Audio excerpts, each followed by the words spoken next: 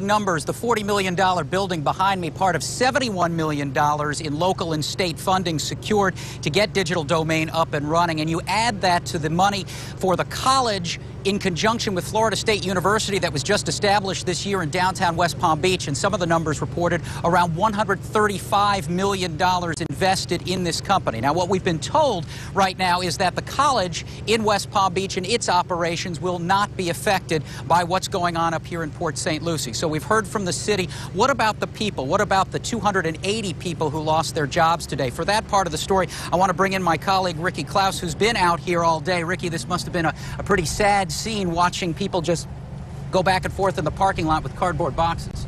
It was, John. You know, it is sad to hear the stories. The father who moved his wife and his kids here to live in Port St. Lucie and start a new life working at Digital Domain.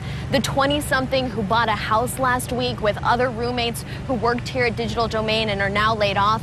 And then there's Juliana Holsha. She stowed her office items in a cardboard box that Digital Domain supplied in the back of her car this morning. Now, she came here almost 2 years ago. She says she left her friends and her family in California for a job at Digital Domain's Port St. Lucie headquarters, and she believed in the company's vision. But today she was blindsided by the announcement that she and 300 co-workers no longer have jobs.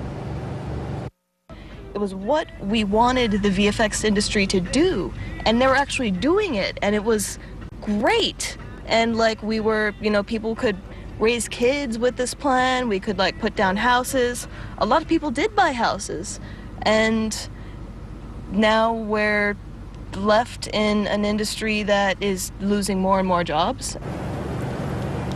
Holsha described the situation as, quote, absolutely terrible. She says many of her colleagues are now looking at returning to part-time jobs. She is not sure what is next for her. Now, police have been on the property since this morning, since these layoffs occurred.